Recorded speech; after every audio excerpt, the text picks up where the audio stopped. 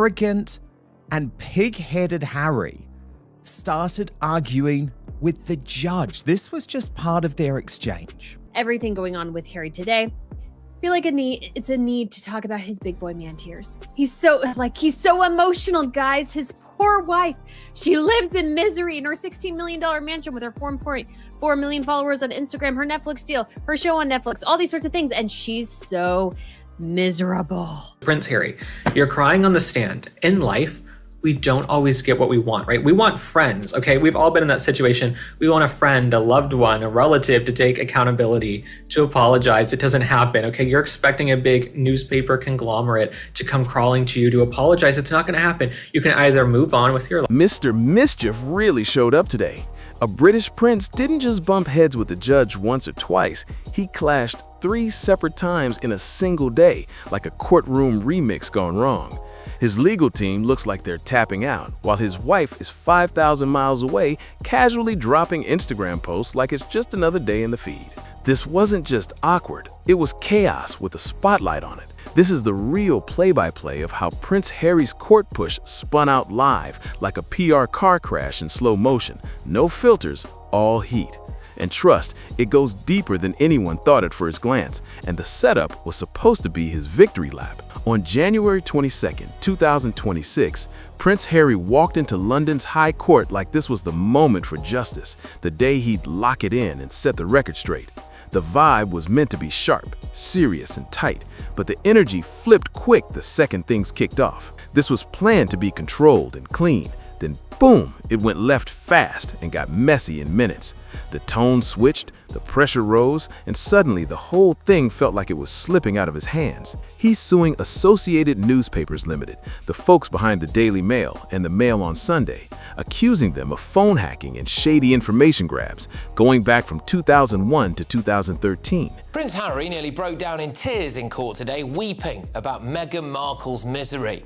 And he was told to stop arguing back by the judge. Well, Prince Harry was giving evidence in his privacy claim against the publisher of the Daily Mail and the Mail on Sunday in the High Court today. Devastating moment for Prince Harry's reputation and credibility, as he argues with a judge while in the dock, contradicts himself, appears to fib about using the pseudonym Mr. Mischief.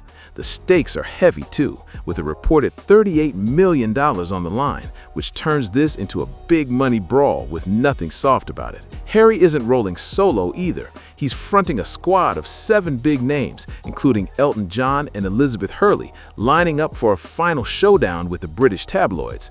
This was supposed to be the moment to expose the machine and score that public vindication, but the second Harry hit the witness stand, the center didn't hold, and it all started cracking. Let me break this down step by step, because the way this unraveled was wild. Nobody saw this coming. Picture it. Prince Harry sitting in the witness box, ready to make his point loud and clear. The Daily Mail's lawyer, Anthony White, starts firing off questions, and within minutes, Harry's not just responding, he's clapping back. He's debating, challenging, and turning that courtroom into a verbal boxing ring. The tension in the air? Unreal. It shot through the roof so fast that the judge had to step in, not once, not twice, but 3 separate times. And this wasn't just any judge either. We're talking about Justice Matthew Nicklin, a heavyweight in media law, a man who's seen every kind of courtroom chaos, and even he had to slam the brakes because Harry just wouldn't stop pushing back. The first interruption was almost polite, like the calm before the storm. The judge leaned in, trying to cool things off, and said, and this is a direct quote, "This is a big moment. You're doing exactly what lots of litigants do. You tend to argue back about what he's putting to you. You don't have to bear the burden of arguing the case today." Then he added, that was Mr. Sherborne's job, Harry's own lawyer. The message couldn't have been clearer. Answer the questions, let your team do the fighting. That's literally what lawyers get paid to do. But Harry, he wasn't letting go. Prince Harry broke down in big boy tears as he gave some testimony today in his lawsuit against the Daily Mail, claiming that they have made his wife's life and absolute misery. Prince Harry, right before we got on here, we also found out he's on the stand today in London. He's in court. I feel like every time we come on here, Prince Harry's in court. He doesn't look great in the court sketch, I'm going to be honest. Well, as we all know, Prince Harry is in the UK. He is testifying around this case that he has against the Associated. The second time the judge stepped in, you could practically feel the patience wearing thin. The courtroom air was heavy, like everyone was holding their breath. Harry kept debating instead of simply answering, and by the third time, things got serious fast. Harry started arguing about what even counts as a journalistic source, trying to challenge the expert right there. That's when the judge had enough. He shut it all down hard. He basically told Harry straight up, "Listen, I'm a media lawyer. This is my job. I know exactly what I'm talking about." Imagine that. A prince arguing with a top media judge inside his own courtroom. That's not confidence anymore. That's risky territory. And here's the real kicker. This wasn't a jury trial. There was no crowd to impress, no cameras to charm, no public to play to. It was just the judge, the law, and Harry digging himself into a deeper hole every time he spoke. There's only one person calling the shots in this case, the same judge Harry clashed with 3 times before lunch. That's right. Justice Matthew Nicklin is the only one deciding whether Harry walks away a winner or takes a loss, full stop. No jury, no extra opinions, just him. And somehow, Harry couldn't keep it together for even one courtroom session without the tension exploding. People inside the courtroom later said the vibe was rough. One legal analyst described Harry looking rattled, uneasy, and never quite settled in the witness box. The calm, confident image he wanted to project, gone in minutes. But here's where things took a twist. The Daily Mail's legal team pulled a sneaky move that threw the whole schedule off balance. The day before court, they slashed their opening statements from a full day and a half to just 90 minutes. That switch-up pushed Harry's testimony forward by an entire day. No time to prep, no time to adjust, and the cracks showed instantly. As Harry started speaking, things got emotional and confusing all at once.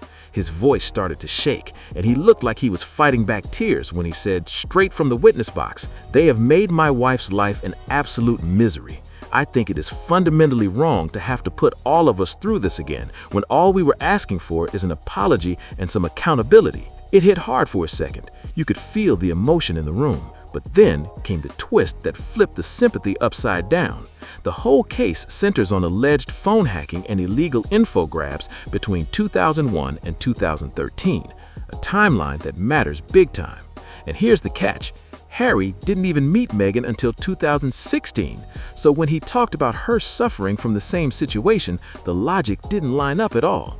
Meghan wasn't mentioned, involved, or even around those years.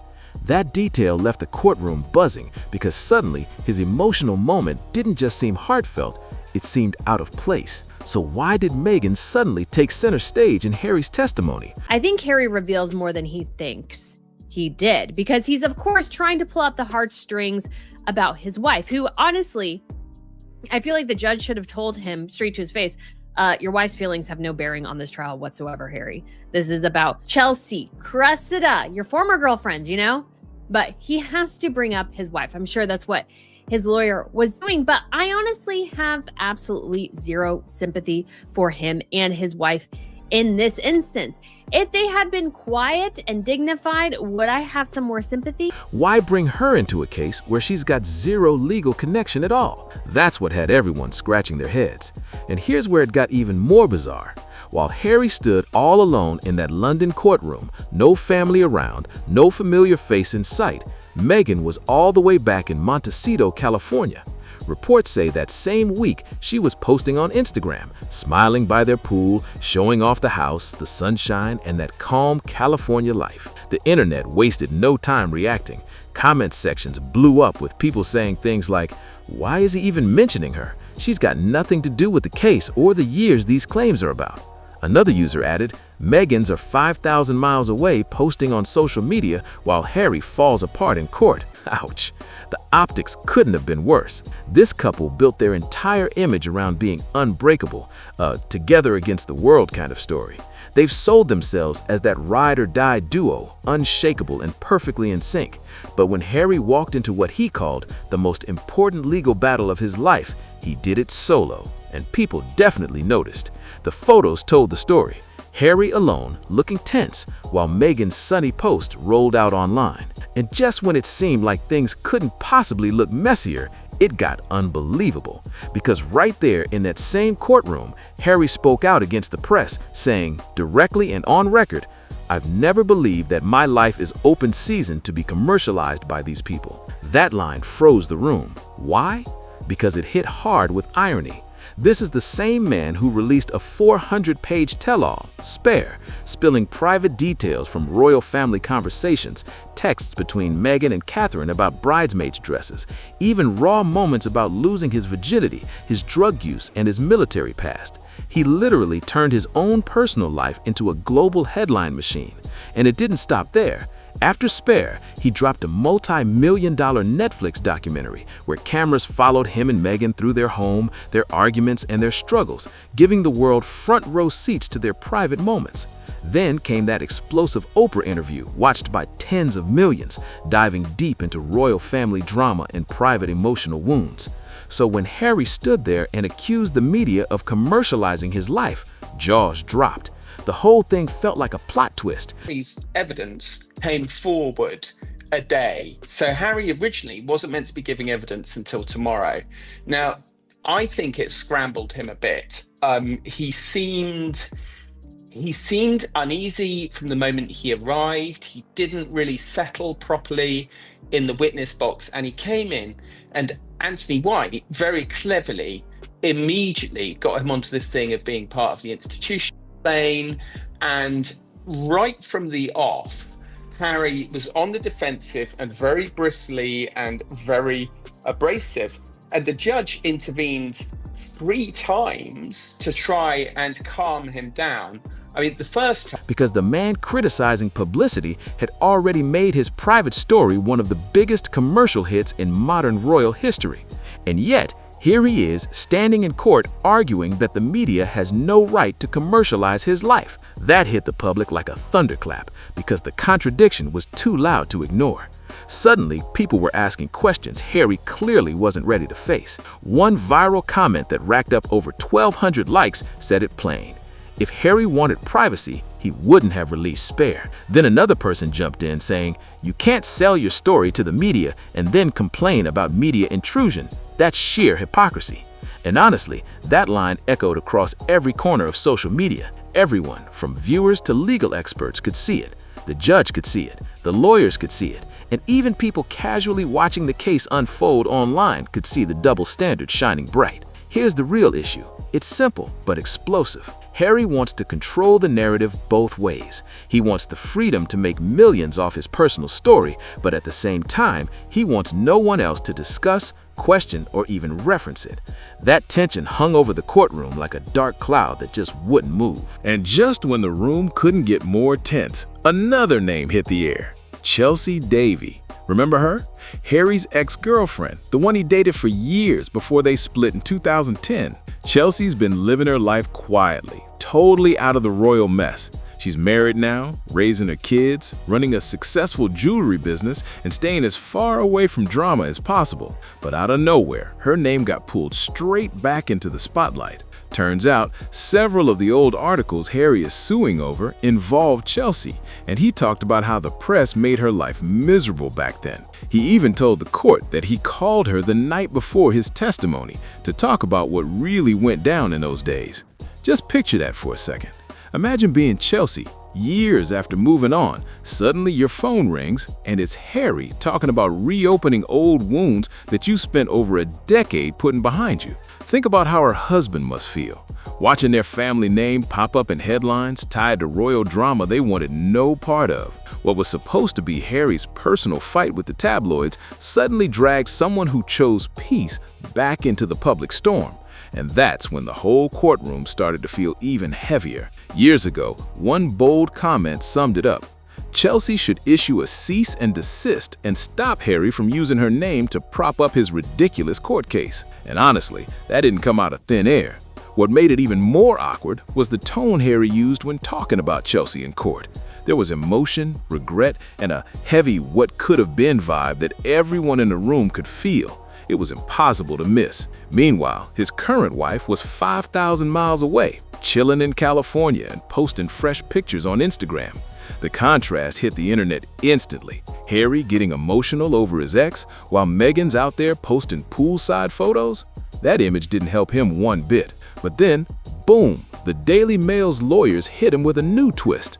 They brought up something called the Mr. Mischief Facebook account. According to their claim, Harry allegedly used that alias to reach out to journalists online, including Charlotte Griffiths from the Mail on Sunday. Harry flat out denied it, but the opposing lawyers hinted they had receipts ready to prove it. Suddenly, the whole courtroom's attention sharpened.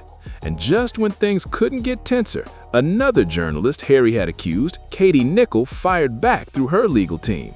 She reportedly said, "No, Harry, you invited me to party with you at Kensington Roof Gardens in 2011. Going off their home, their pool, their lifestyle.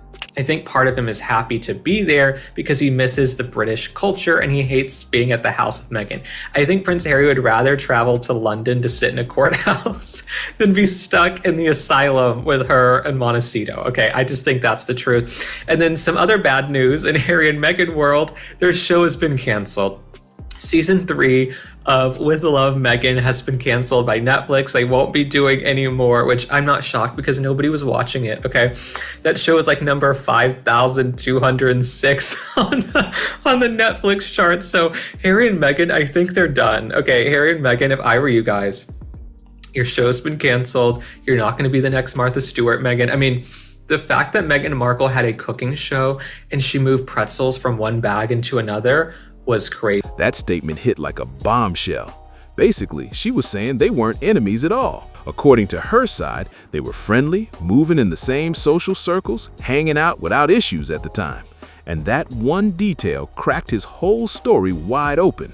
Because if that's true, it doesn't just make Harry look like a victim of tabloid attacks, it paints him as someone who played the media game when it suited him and is now trying to rewrite the story when it doesn't. That's the kind of twist that changes how people see everything. Suddenly, the lines between target and participant start to blur. It's no longer just about hacked phones and tabloid lies. It's about trust, credibility, and what's really true. And then came the biggest bomb of all. Rumors started spreading that key members of Harry's own legal team had either quit or were seriously thinking about walking away from the case altogether. That's not normal, and it's definitely not small.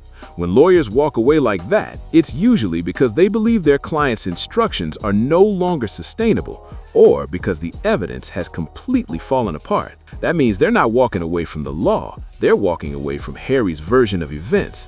And suddenly, everything the Daily Mail's team had been doing made perfect sense. They didn't just show up to argue, they came loaded. Stacks of emails, phone logs, and documents were ready to go, all pointing towards legitimate journalistic sources. Their strategy wasn't random, it was calculated. And that level of preparation started turning the courtroom heat up fast, putting Harry's whole case under major pressure. At that point, things stopped looking like a heroic fight for justice and started feeling like a slow-motion collapse happening right in front of everyone. Insiders whispered that Harry's testimony wasn't landing the way he hoped. It wasn't convincing anyone. Instead of sounding calm, composed, and in control, people said he came across emotional, scattered, and lost in his own head. And in a legal setting, that's bad news, because in court, facts rule, not feelings. Multiple legal commentators pointed out that Harry leaned too much on assumptions instead of solid proof. Over and over, his answers started with phrases like, "I believe this happened," or "I'm certain the press did it." But belief isn't evidence. And in media law, that gap is massive. The defense team jumped on that weakness immediately. They didn't even have to shout or grandstand. They just let the holes in his argument hang there in silence. And the silence said everything. At several points, Harry straight up admitted he couldn't actually prove who leaked what or how certain stories were sourced. He just assumed it must have been illegal activity behind it all. But when they pressed him for specifics, things got fuzzy fast. That's when the defense really started to control the room. They didn't need drama or raised voices. Their calm confidence did the job. They let Harry's vagueness do the heavy lifting for them, exposing every soft spot in his claims without even breaking a sweat. Observers sitting in court noticed something else. Harry kept circling back to his deep distrust of the media instead of focusing on the specific articles the case was about. It was like he was fighting the entire industry instead of addressing the facts in front of him. That emotional energy might work in interviews, documentaries, or TV specials, but in a courtroom, it just weakens the case. This trial wasn't about feelings, it was about proof, timelines, and sources, but Harry just couldn't seem to stay locked into that lane. And then came the moment that flipped the whole courtroom energy. The defense exposed a brutal truth. They pointed out that a lot of the stories Harry was so angry about didn't come from secret hacks or stolen info at all. They could actually be traced back to public appearances, official statements, and his own well-known social circles. That revelation hit hard. It undercut the hacking claims in a huge way. Because if the information's already out there, it doesn't need to be stolen. That's basic, and it changed everything. Even some legal experts watching said you could see the shift. This was the point where the judge leaned in, not emotionally, but sharply and analytically. The focus moved away from sympathy and right on to the details. Could these claims even hold up under serious scrutiny? And that's when the imbalance between the two sides became impossible to ignore. The defense, calm, structured, and stacked with documents, receipts for days.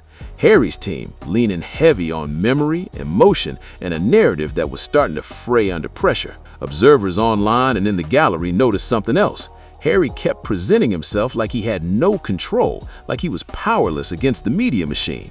But the court wasn't buying it altogether.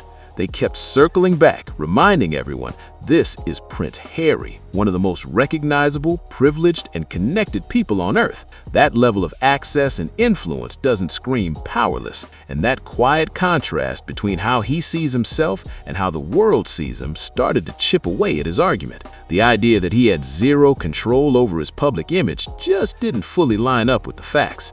And once those contradictions started spilling into the open, online reactions went wild.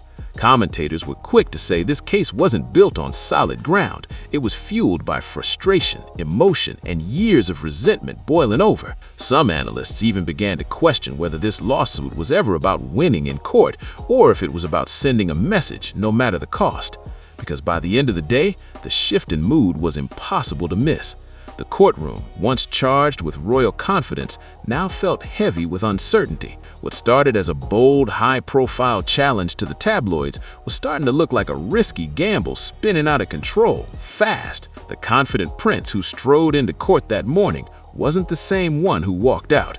His expression said it all. Exhausted, frustrated, and maybe realizing the fight was slipping away from him. And the worst part, none of it was hidden. Every stumble, every vague answer, every moment the judge had to step in was being documented, live tweeted, dissected, and shared across the world in real time. In a case built entirely around media power, Harry found himself losing control of his own story again, and everyone was watching it unfold. The defense finally laid everything on the table, and it landed hard. They showed that many of the 14 articles Harry is attacking weren't built on hacked secrets at all, but on information from people who willingly spoke to the press. That single detail flips the entire case upside down.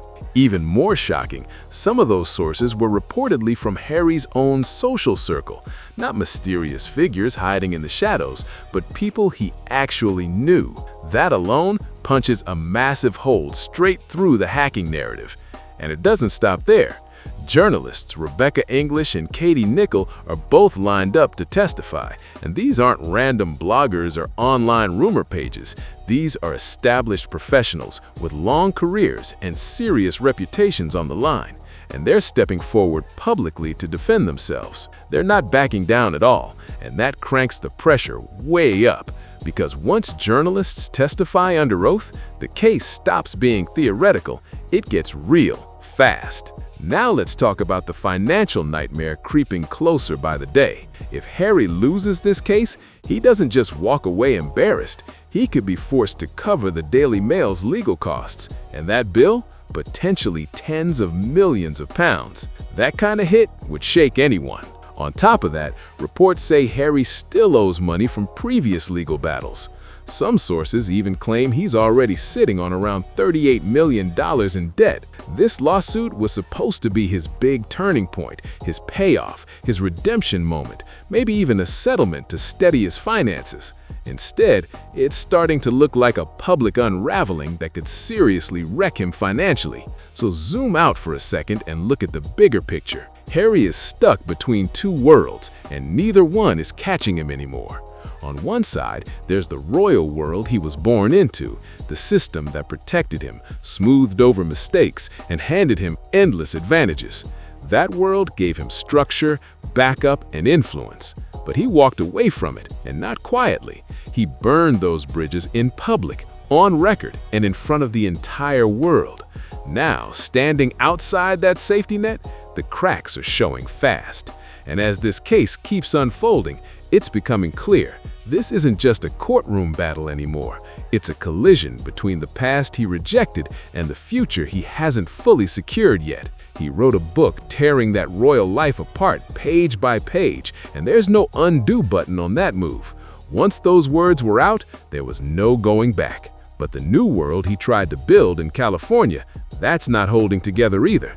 The Netflix deal is done, the Spotify partnership collapsed, and those big projects meant to reinvent the brand just didn't hit the way they expected. Even the charity efforts struggled to gain real momentum, and the overall image has taken hit after hit after hit. This lawsuit was supposed to be the reset, the fix-all, the comeback moment. Instead, Harry argued with the judge 3 times in one day. His legal team is reportedly pulling back, the evidence isn't lining up cleanly with his claims, and his credibility took a serious dent when contradictions from his own book came rushing back into the spotlight. And the person he says this whole fight is about, not even in the courtroom. Public opinion didn't stay quiet for even a second. Comment sections exploded instantly. One person wrote, "He's his own worst enemy," while another added, "Court is for facts, not feelings." And one comment that kept getting shared over and over said, "Maybe if he doesn't like the press, he and his wife should stop phoning them." That line stuck, and it spread fast. Here's the brutal truth people keep circling back to. Harry wanted to be seen as a warrior for justice, standing tall against corrupt media power. But instead, a lot of people now see someone acting entitled, dodging responsibility, and struggling to handle criticism while trying to control who gets to tell his story. He wants to profit off his life, sell it, stream it, publish it, but shut everyone else up at the same time. And that contradiction, it's not landing well at all. The judge seems to see right through it. The lawyers clearly see through it. And the public, they definitely see through it. The only person who doesn't appear to see it is Harry himself, and that might be the most uncomfortable part of this entire saga. So what do you think? Is Harry right to take on the tabloids, or is this shaping up to be one of the biggest examples of public hypocrisy we've seen in years? And now the pressure is only getting heavier, because as this case drags on, the spotlight isn't just on the tabloids anymore, it's locked directly on Harry himself. Every move, every statement, every reaction is being picked apart in real time, and there's nowhere left to hide. The courtroom isn't just judging the claims, it's judging credibility, consistency, and control. Legal insiders are already saying the hardest part for Harry isn't the evidence, it's the pattern. The pattern of blaming the media for stories that came from public moments. The pattern of saying he wants privacy while repeatedly opening the door himself. And the pattern of reacting emotionally in a space where logic and documentation rule everything. That disconnect keeps flashing red. Behind the scenes, sources say this case has become a cautionary tale, not about tabloids, but about strategy, about what happens when personal grievances collide with legal standards. Courts don't reward frustration, and they don't validate long-standing resentment. They reward timelines, receipts, and restraint. And that's where Harry keeps slipping. What's wild is that this fight was meant to quiet the noise. Instead, it amplified it. Every day in court brings new headlines, new commentary, and new scrutiny. Exactly the thing he says he's fighting against. The irony isn't subtle anymore. It's loud. Even neutral observers are now saying this trial feels less like a clean legal battle and more like a public stress test, a test of whether Harry can separate emotion from evidence, a test of whether he can accept outcomes he doesn't control, and a test of whether his version of events can stand up without the shield of status or sympathy. Because inside that courtroom, titles don't matter, influence doesn't carry weight, and stories don't win cases. Proof does. That reality keeps crashing into him again and again. And each time, the impact looks harder. As the days move forward, one thing is becoming impossible to ignore. This case isn't just about what the media did years ago. It's about how Harry handles being challenged right now, and whether he can adapt, stay grounded, and hold his narrative together under pressure. The question hanging in the air isn't just about tabloids anymore. It's about accountability, control, and what happens when someone used to protection suddenly has none. And with every session that passes, the margin for recovery keeps shrinking fast. And here's where it gets even more uncomfortable, because the longer this trial goes on, the clearer it becomes that Harry isn't just fighting the tabloids, he's fighting reality.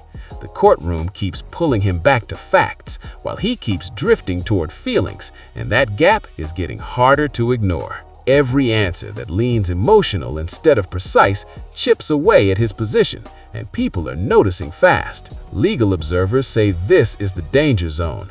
Once a judge starts questioning credibility instead of just evidence, the entire case tilts. And right now, Harry's testimony keeps raising more questions than it answers, not because he's lying, but because his version of events feels loose, reactive, and shaped by frustration rather than documentation. That's a serious problem in a case this technical. What's really stinging is that this trial was supposed to flip the power dynamic. Harry wanted to prove the press abused him. Instead, the process itself is exposing how much control he did have and how often he used it when it benefited him. That contradiction keeps coming back like a boomerang. Even supporters are starting to sound quieter. The early confidence, the rallying cries, the automatic sympathy, it's all fading. Now the conversation is shifting towards strategy, judgment, and whether this case was ever built to survive cross-examination. That's not where you want to be halfway through a high-stakes trial. And while Harry sits in court under pressure, the media cycle keeps spinning non-stop. Headlines multiply, clips circulate, commentary stacks up, and the very system he says harmed him is now feeding off the chaos of this case. It's a loop he can't seem to break out of. At this point, the trial feels less like a legal showdown and more like an exposure moment. An exposure of how thin the line is between control and conflict, between telling your story and losing it.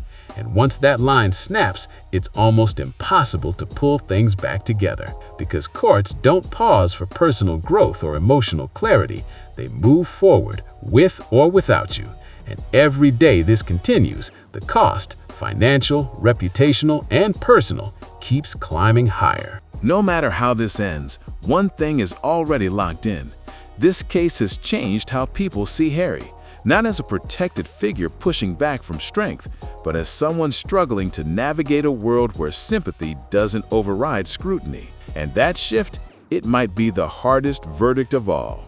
And now the fallout is starting to stretch far beyond the courtroom, because even before a final ruling lands, the damage is already stacking up fast. Industry insiders are whispering that this trial has quietly shaken confidence behind the scenes, especially with future partners who don't want drama attached to their brands. Lawsuits like this don't just cost money, they scare off opportunity. What's hitting hardest is the loss of leverage. For years, Harry's biggest asset was sympathy mixed with status. That combo opened doors, softened criticism, and kept pushback in check. But inside that courtroom, none of that matters. Every claim has to stand on its own. And right now, too many of them are wobbling under pressure. Media analysts are pointing out something else too. The narrative control Harry once had is slipping fast. He's reacting instead of leading, responding instead of shaping the moment. And when you're always on defense, the story starts writing itself without you.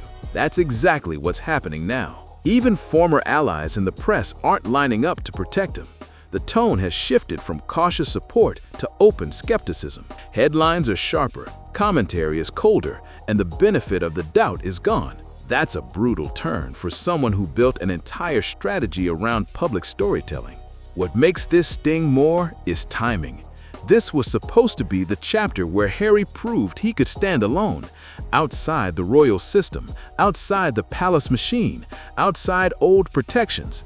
Instead, this case is highlighting just how much structure once existed behind him and how exposed he feels without it. Court watchers say the judge's patience, while professional, has clearly narrowed. Repeated corrections, tighter questioning, and a growing focus on inconsistencies are all signs the margin for error is shrinking. And once that window closes, there's no resetting the tone. At this stage, the trial feels like a countdown, not just to a verdict, but to a reckoning. A moment where image meets evidence and intention meets consequence. No speeches, no documentaries, no carefully edited memoir pages can override what happens under oath. And as each day ends, one thing becomes clearer than ever. This isn't just about the past anymore. It's about whether Harry can adapt to a world where authority doesn't protect him, emotion doesn't persuade, and control isn't guaranteed. That realization is hitting hard, and it's unfolding live for everyone to see. And now the spotlight is turning brutal, because the question people are really asking isn't about tabloids anymore. It's about judgment. Why push this case so hard when the risks were so obvious? Legal experts are openly saying this lawsuit should have been narrowed, tightened, or never brought at this scale in the first place. Instead, it ballooned into something Harry clearly wasn't prepared to manage.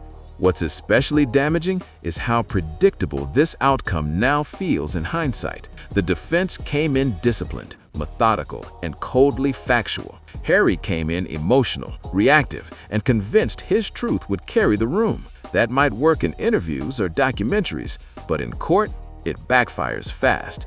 And once that gap became clear, there was no hiding it. Behind closed doors, insiders say this case has turned into a warning story, a lesson about what happens when personal resentment is mistaken for legal strength. Judges don't rule on vibes or history, they rule on evidence. And every time Harry drifted away from specifics, it chipped at his credibility just a little more. Those chips add up. Another issue people can't ignore is timing.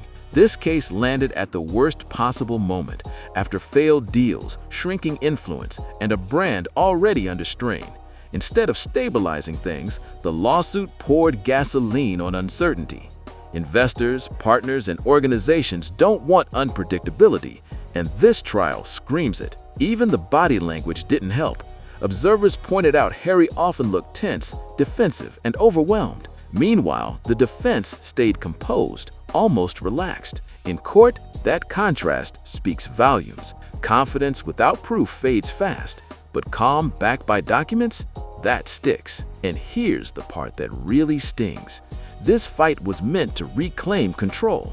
Instead, it handed control right back to the system Harry says he despises. Headlines, commentary, analysis, it's all out of his hands again. Every day in court creates more content, more clips, more narratives he can't edit or spin. At this point, the case feels less like a strategy and more like stubborn momentum, like something that kept going because stopping would have meant miscalculation. But courts don't reward pride. They punish it quietly and permanently. As the trial inches forward, the room feels tighter, the patience thinner, and the margin for recovery nearly gone. What once looked like a bold stand now looks like a gamble made without a safety net. And the harsh reality settling in, this case won't just decide legal responsibility, it's reshaping how power, privilege, and accountability intersect when protection disappears. Whether Harry realizes it or not, this courtroom has become the place where narrative ends and consequences begin. And now the spotlight is turning brutal, because the question people are really asking isn't about tabloids anymore.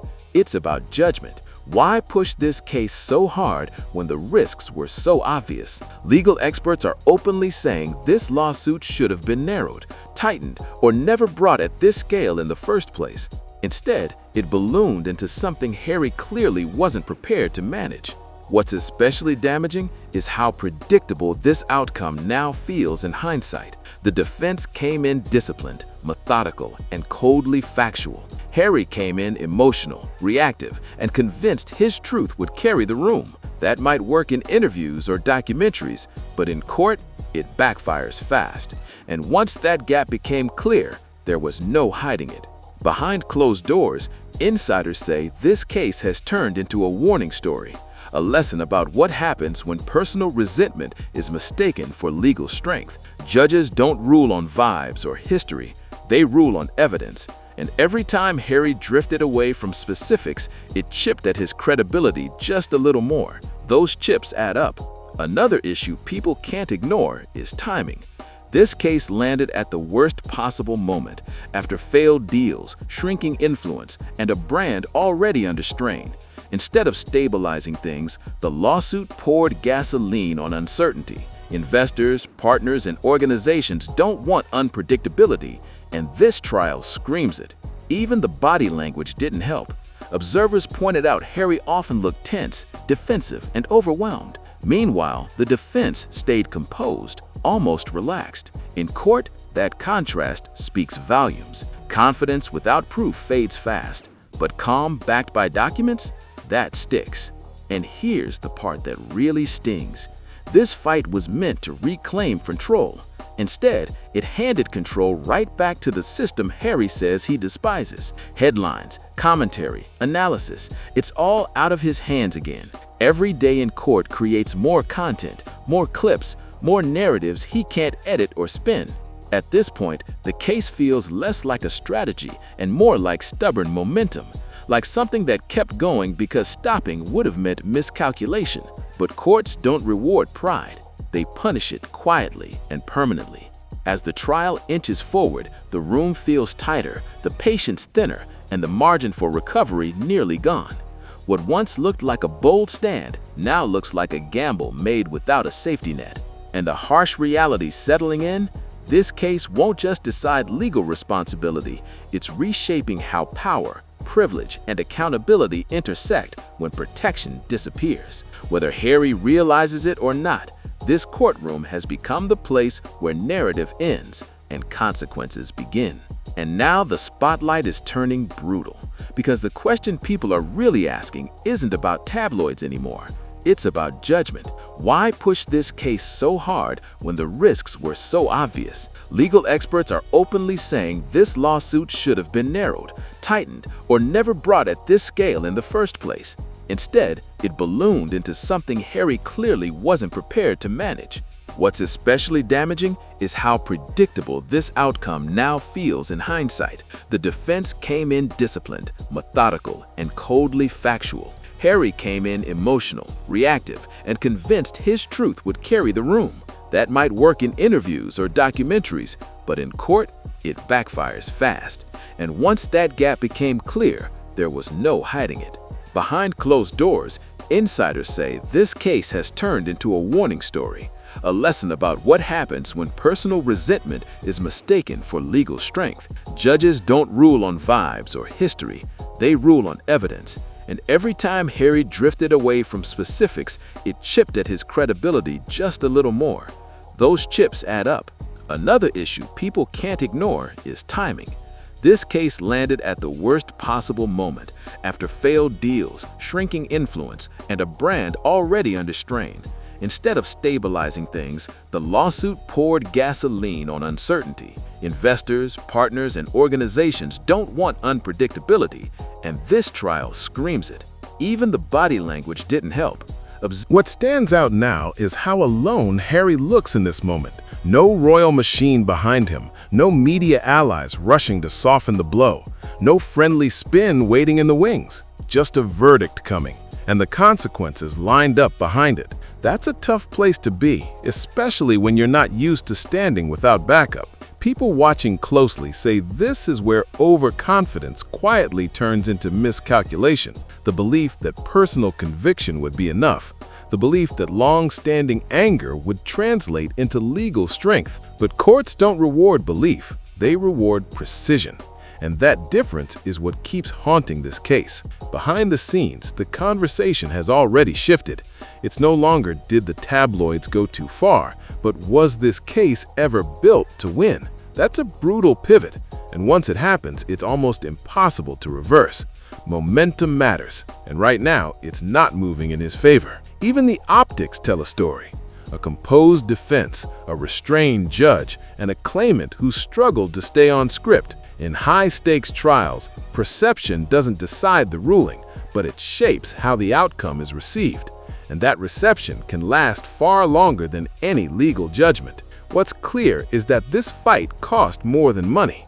It cost leverage, it cost goodwill, and it cost the benefit of the doubt. Those are hard things to rebuild once they're gone, especially in a world where every move is watched and remembered. As the case edges towards its conclusion, one thing is undeniable.